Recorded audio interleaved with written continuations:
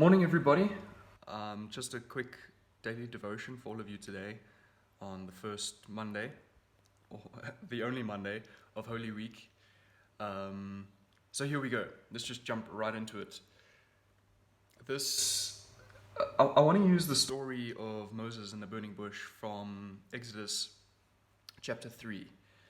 And the thing with this type of story is it's so easy to skip over certain parts and not really unpack it or pay attention to it. And you can so easily miss very important things. So I'm just going to quickly jump over this story, like as if we're skimming it, just because there's a few other ones that I want to get through as well. So I'm going to assume that everyone knows the story of Moses in the burning bush. And so he's out in the wilderness, and he comes across this burning bush when he was looking for one of his sheep. I think it might have been a goat. I think it was a sheep though. And this burning bush instructs him to do a bunch of things. Excuse me.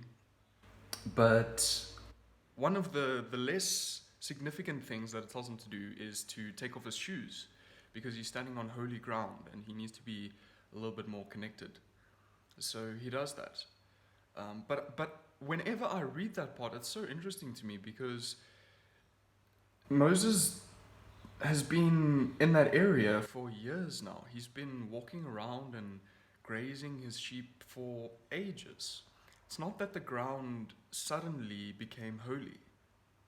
It's just that Moses suddenly becomes aware of it. Excuse me. And it reminds me of a similar story that takes place a little bit late, or a lot later actually, in 1 Kings chapter 19.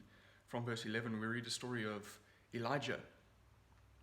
And Elijah is really depressed at the moment because he knows that Queen Jezebel is out looking for him, and she wants to not just kill him, but make him wish he was never born.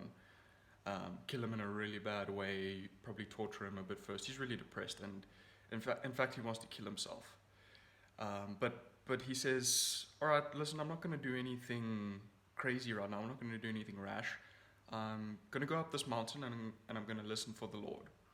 And so that's what he does. He goes up to this mountain, and a bunch of just weird things happen. Like there was a massive fire, it says, a huge fire.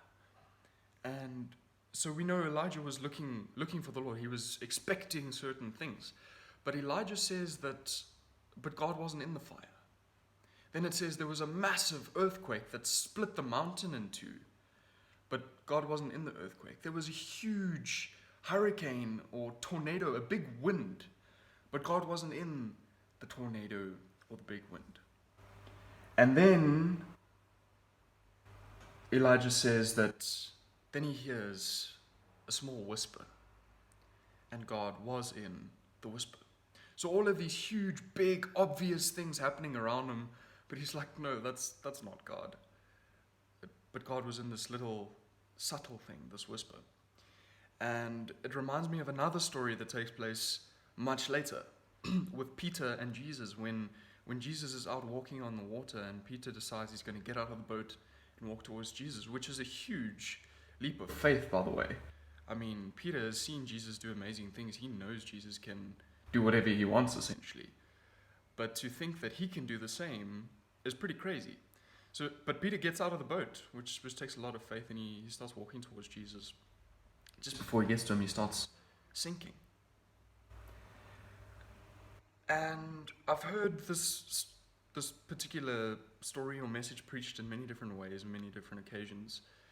And often it's said that Peter doubts Jesus, and that's why he starts sinking. But Jesus isn't sinking. It's only Peter. And it's not that Peter doubted Jesus at all. Like I said, Peter has seen Jesus do amazing things. I highly doubt Peter doubted Jesus. The person that Peter doubts is himself. And that's why he is the only one that starts sinking.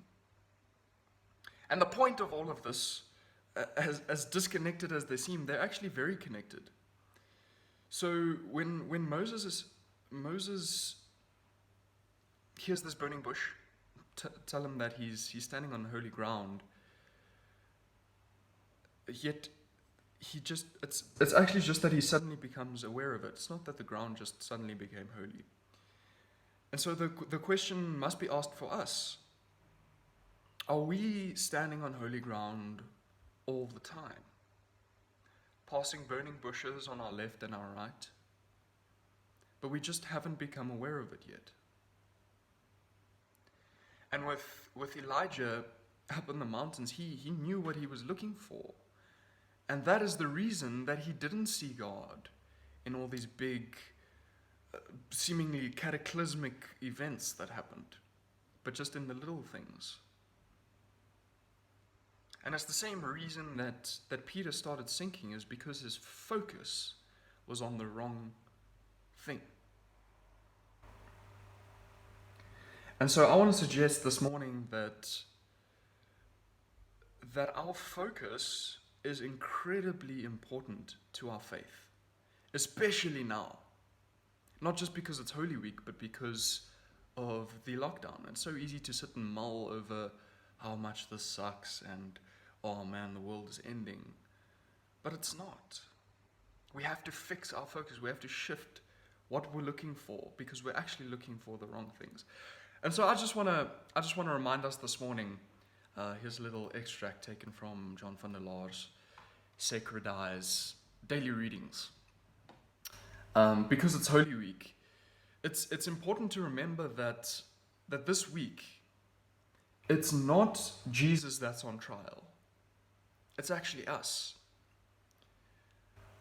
Because what appears as failure and death to human beings is victory and life in God's eyes, and what looks like the triumph of power, wealth, and human systems actually exposes the poverty and destruction of human competitiveness and self-protection. It's so easy to fixate our focus on one thing, on potentially the wrong thing, on the obvious thing.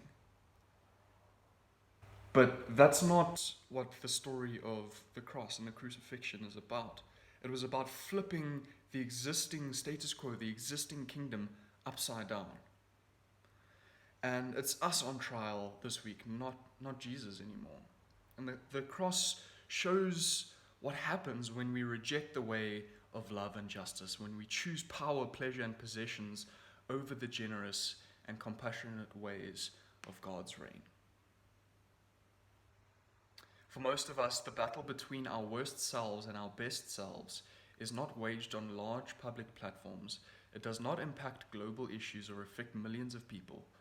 But as we each face our own temptations and demons and overcome them by the grace and love of God, so we make the world a better place for ourselves and those whose lives we do touch, our families, friends, co-workers, and neighbors.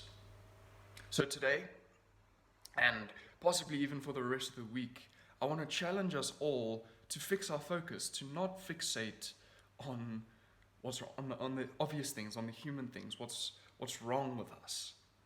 But let's focus on what's been made right with us through Jesus. Good luck for the week, and I trust that the Lord will reveal himself to you over and over and over again. Peace.